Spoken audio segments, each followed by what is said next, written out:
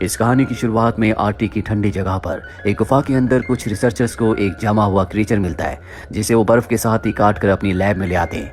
यहाँ रिसर्चर्स को पता चलता है कि ये 40,000 पुराना क्रीचर है, इसीलिए यहाँ पर स्टैनली नाम के एक एंथ्रोपोलॉजिस्ट को बुलाया जाता है। एंथ्रोपोलॉजिस्ट उन्हें कहा जाता है जो पुराने जीवन और नए जीवन के ऊपर रिसर्च करते हैं। और अब जल्दी यहाँ पर सबको पता चलता है कि बर्फ के इस टुकड़े के अंदर जो क्रीचर है, दरअसल वो एक इंसान है जो पिछले 40,000 सालों से बर्फ में जमा हुआ है। ये सुनकर सबके सब बहुत एक्साइटेड हो जाते हैं, क्योंकि ये एक बहुत बड़ी खोज है। ये तय करते हैं कि ये आइसमैन की बॉडी के टुकड़े करके अलग अलग लैब में भेजेंगे, ताकि उस पर ज्यादा से ज्यादा रिसर्च हो सके। जल्दी ये बर्फ को पिघलाकर आइसमैन को बाहर निकाल लेते हैं, जिसके बाद ये उसकी बॉडी को चेक करते हैं। इन्हें पता चलता है कि उसकी बॉडी के सेल्स ज्यों के त्यों है, वो सब के सब एक्टिवेटेड है, साथ ही उसका ब्रेन भी पूरी तरह से ठीक है। अब ये उसे रिवाइव करना चाहते हैं, इसीलिए उसके हार्ट पर इलेक्ट्रिक शॉक देते हैं और जल्दी आइसमैन जिंदा हो जाता है। लेकिन आइसमैन जब अपने चारों तरफ सभी को मास्क के साथ देखता है तो डर जाता है। वो इनसे छूटने की कोशिश करता है। हालांकि ये उसे नींद का इंजेक्शन लगाने की कोशिश कर रहे होते हैं, लेकिन वो बहुत ज्यादा हिल रहा होता है। और तभी स्टैनली समझ जाता है कि मास्क देखकर वो डर रहा है, इसीलिए वो अपना मास्क हटा देता है, जिसके बाद वो आइसमैन शांत हो जाता है और उसे बेहोश कर दिया जाता है।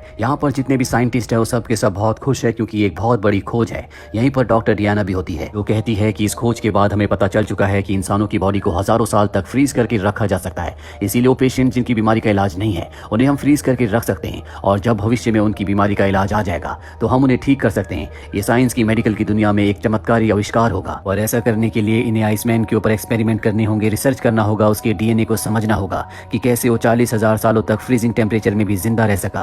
पर स्टैनली इन सब से सहमत नहीं होता। वो कहता है कि हमें आइसमैन की जीवन शैली को, उनके कल्चर को समझना होगा, ताकि हमें पता लग सके कि कैसे मुश्किल हालातों में भी उनकी बॉडी एडजस्ट हो जाती थी। इसके लिए हमें आइसमैन को उसी माहौल में रखना होगा जिस माहौल में वो रहा करता था, यानी कि जंगल में।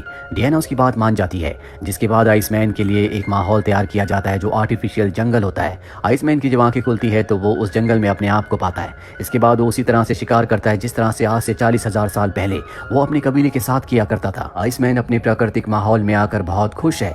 अगले दिन झरने में नहाने के बाद वो मछलियां पकड़ने के लिए जाता है, जहां पर उसे एक पाइप दिखता है। पहले उसे सांप समझ लेता है, पर जब वो पाइप को खींचता हुआ आगे बढ़ता है तो वो एक दरवाजे तक पहुंच जाता है। जैसे वो दरवाजा खोलता है तो देखता है कि अंदर बहुत सारे लैब के कर्मचारी हैं, जिन्हें देखकर वो डर जाता है। सारे कर्मचारी भी उसे देखकर डर जाते हैं। आइसमैन को समझ में आ जाता है कि उसके साथ धोखा हुआ है, इसीलिए वो चिल्लाना शुरू कर देता है, जिसके बाद उसे ट्रैंक्विलाइजर से बेहोश कर दिया जाता है। बेहोश करने के बाद उसे लैब में एक्सपेरिमेंट करने के लिए ले जाया जा रहा होता है। तभी वहां पर स्टैनली आ जाता है और कहता है कि वो कोई लैब का चूहा नहीं है, वो इंसान है। उसके पास भी इंसान होने के अपने हक है। हमें इस तरह से उसके ऊपर एक्सपेरिमेंट्स नहीं करने चाहिए। वैसे भी तुम सबने मुझे 14 दिन का वक्त दिया था, जो वक्त अभी पूरा नहीं हुआ। इसके बाद आइसमैन को एक बार फिर से उसी के आर्टिफिशियल जंगल में भेज दिया जाता है। स्टैनली अब तय करता है कि वो खुद उस जंगल में जाएगा, ताकि वो आइसमैन के साथ रह सके और जान सके कि उसकी जीवन शैली कैसे थी, कैसे पुराने लोग इतने ज्यादा ताकतवर थे, ऐसे वो आग की गर्मी को और शरीर को जमा देने वाली ठंड को बर्दाश्त कर लिया करते थे।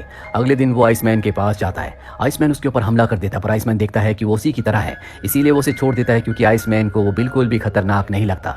इसके बाद आइसमैन स्टैनली से कम्युनिकेट करने की कोशिश करता है, लेकिन आइसमैन की भाषा पूरी तरह से अलग होती है, जिसे स्टैनली समझ नहीं पाता, और इशारों से ये एक दूसरे को बहुत सारी बातें समझाते हैं। साथ ही यहाँ पर एक लैंग्वेज एक्सपर्ट को भी लाया जाता है, जो कि आइसमैन की भाषा को, उसके इशारों को समझ सके।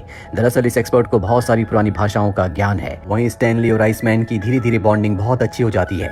एक रात को दोनों एक साथ गाना भी गाते हैं, और यहाँ पर जितने भी साइंटिस्ट हैं वो किसी भी कीमत पर जानना चाहते हैं कि आइसमैन 40,000 सालों तक फ्रीजिंग टेम्परेचर में बर्फ के अंदर जिंदा कैसे रहा। इसीलिए बेहोश करके वो उसे लैब के अंदर लाते हैं, जहाँ उसे एक चेंबर में डाला जाता है, और चेंबर का टेम्परेचर धीरे धीरे कम किया जाता है। पर जैसे जैसे टेम्परेचर कम होता है, आइसमैन की हार्ट रेट भी कम होना शुरू हो जाती है, और एक पल ऐसा आता है जब उसकी हार्ट रेट ऑलमोस्ट रुक जाती है। पर इससे पहले कि उसकी मृत्यु होती, ये उस मशीन को ऑफ कर देते हैं। इस बार आइसमैन की जान जाते जाते बच जाती है। आइसमैन को उसी आर्टिफिशियल जंगल में छोड़ दिया जाता है, और जब उसके पास स्टैनली जाता है, आइसमैन कहता है कि तुम्हारे साथी मेरे ऊपर अत्याचार करते हैं, इससे तो अच्छा है कि तुम मुझे मार दो। पर स्टैनली ऐसा नहीं करना चाहता। सीधे डियाना के पास जाता और कहता है कि मैं चाहता हूं कि तुम आइसमैन से मिलो। हालांकि शुरू में वो डर रही होती है, लेकिन उसके कहने पर वो आइसमैन से अगले दिन मिलने के लिए चली जाती है। आइसमैन उसे देखकर बहुत खुश होता है। वो डियाना के करीब जाने की कोशिश करता है, लेकिन स्टैनली उसे समझा देता है कि डियाना मेरी गर्लफ्रेंड है। और अब आइसमैन लकड़ी से जमीन पर एक पक्षी का चित्र ड्रॉ करता है, और वैसे ही पक्षी का टैटू उसकी चेस्ट पर भी होता है। अगले दिन एक बार फिर से डियाना और स्टैनली उससे मिलने के लिए आते हैं, और आज वो बहुत खुश होता है। वो जमीन पर लकड़ी से एक बार फिर से एक लड़की का और 2 बच्चों का चित्र बनाता है, जिससे समझ जाते हैं कि ये उसका परिवार था। और तभी आसमान में ऊपर हेलीकॉप्टर आ जाता है, जिसकी परछाई को वो ऊपर लगे हुए शेड से देख सकता है। ये देखकर वो बहुत ज्यादा एक्साइटेड हो जाता है, ऊपर की तरफ भाग रहा होता है। उसका जोश देखकर ये दोनों के दोनों हैरान होते हैं। आइसमैन बार बार अपना हाथ उठाकर एक ही शब्द बोल रहा होता है, जो होता है भीड़ा। उसे देखकर ऐसा लगता है कि जैसे वो किसी की प्रार्थना कर रहे हैं। स्टैनली यहाँ से हेलीकॉप्टर को जाने की कमांड देता है। हेलीकॉप्टर के जाने के बाद भी आइसमैन सिर्फ हेलीकॉप्टर के बारे में सोच रहा होता है। स्टैनली अब जानना चाहता है कि भीड़ा का मतलब क्या है, इसीलिए यहाँ के लोकल लोगों से भीड़ा का मतलब पूछता है, जिस पर उसे बताया जाता है कि ये एक मिथिकल बर्ड का नाम है जिसे गॉड का मैसेंजर कहा जाता है, जो इंसानों को उनके कर्मों के हिसाब से स्वर्ग या नर्क ले जाता है। यहाँ पर स्टैनली समझ जाता है कि आइसमैन हेलीकॉप्टर को वही मिथिकल बर्ड समझ रहा था, इसीलिए वो भीड़ा कहकर उसकी प्रार्थना कर रहा था। उसे ये भी समझ में आ जाता है कि अपने वक्त में यानी कि आज से 40,000 साल पहले आइसमैन बहुत ही स्पिरिचुअल रहा होगा और जब आइस एज की शुरुआत हुई तो वहाँ के जानवर और लोग मरने लगे, जिसके बाद आइसमैन ने अपने आप को गॉड को ऑफर किया ताकि उसके बदले गॉड उसके सभी लोगों को छोड़ दे, उसका ट्राइब बच जाए। इसीलिए गुफा में समाधि पर चला गया, जिसके बाद ठंड बढ़ने की वजह से वहीं पर जम गया और अगले 40,000 सालों तक बर्फ के अंदर जमा रहा और आज भी वो जिंदा है।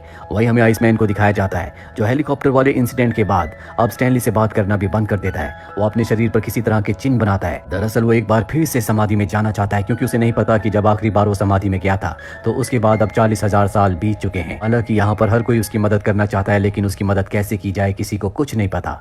स्टैनली जब उससे मिलकर जाता है तो चुप कर देख लेता है कि स्टैनली यहाँ से बाहर कैसे निकलता है, और उसके बाहर निकलने के बाद वो भी इस जगह से बाहर आ जाता है जहाँ पर वो मॉडर्न इंस्ट्रूमेंट्स को देखकर पूरी तरह से डर जाता है। तभी उसके सामने एक वैज्ञानिक आता है। डर में वो उस वैज्ञानिक को जख्मी करके इस लैब से बाहर निकल जाता है, जहाँ वो चारों तरफ बर्फ देखता है। बर्फ देखकर वो बहुत खुश हो जाता है और तभी उसे अपने सामने हेलीकॉप्टर दिखता है जो उस जगह पर लैंड करने वाला होता है। वो भागता हुआ हेलीकॉप्टर के पास जाता है, लेकिन हेलीकॉप्टर से उसका सर टकराता है, जिससे वहीं पर बेहोश हो जाता है। आइसमैन को एक बार फिर से पकड़ लिया जाता है और अब जितने भी रिसर्चर्स होते हैं वो सब तय करते हैं कि वो आइसमैन के ऊपर एक्सपेरिमेंट्स करेंगे। आइसमैन की जिंदगी की उन्हें कोई परवाह नहीं है। हालांकि स्टैनली उन्हें ऐसा करने से मना करता है, लेकिन स्टैनली को इस प्रोजेक्ट से बाहर निकाल दिया जाता है, जिसके बाद वो तय करता है कि वो आइसमैन को यहाँ से किसी भी कीमत पर निकालेगा और उसके प्राकृतिक माहौल में उसे छोड़ देगा। वो आइसमैन को किसी तरह से सबकी नजरों से बचाकर यहाँ से बाहर निकाल लेता है। और अब रिसर्चर्स को पता चल चुका है कि स्टैनली यहाँ से आइसमैन को लेकर निकल चुका है, इसीलिए इन दोनों के पीछे हेलीकॉप्टर को भेजा जाता है। और जब एक बार फिर से आइसमैन को ऊपर आसमान में हेलीकॉप्टर दिखता है तो वो उसकी तरफ भागने लगता है। हालांकि स्टैनली उसे रोकने की कोशिश करता है, लेकिन तभी इन दोनों के बीच की बर्फ धंस जाती है। स्टैनली को अपने सामने कुछ भी नहीं दिखता। वहीं हम देखते हैं कि आइसमैन हेलीकॉप्टर तक पहुंच गया है। वो हेलीकॉप्टर को नीचे से पकड़ लेता है, जिसके बाद हेलीकॉप्टर को आसमान में ले जाया जाता है। हालांकि पायलट उसे ऊपर खींचना चाहता है, पर आइसमैन ऊपर नहीं जाना चाहता। उसे लगता है कि उसने अपने मिथिकल बर्ड को पकड़ लिया है, जिससे उसके दिल, दिमाग और आत्मा में सुकून और शांति होती है। और आसमान में ऊपर जाने के बाद वो हेलीकॉप्टर को छोड़ देता है, जैसा कि आज से 40,000 साल पहले उसने मिथिकल बर्ड से वादा किया था कि वो अपने आप को, अपने लोगों को बचाने के लिए न्यौछावर कर देगा। और 40 सालों के बाद उसने ऐसा कर दिया। इसीलिए ऐसा करते हुए उसके दिल, दिमाग और आत्मा में बहुत सुकून और शांति होती है। स्टैनली दूर से सब कुछ देख रहा होता है। शुरू में उसके चेहरे पर तनाव होता है, लेकिन बाद में वो खुशी में बदल जाता है, क्योंकि उसे पता है कि आइसमैन ने क्या किया है। 40,000 साल पहले जो उसने सफर शुरू किया था, आज वो खत्म हो गया। भले ही उसकी मृत्यु हो गई है, लेकिन आइसमैन ने अपनी मंजिल पा ली। उसने वो कर लिया जो करना चाहता था। और इसी के साथ ये फिल्म, ये कहानी यहीं पर खत्म हो जाती है। उम्मीद करते हैं कि ये कहानी आपको पसंद आई हो।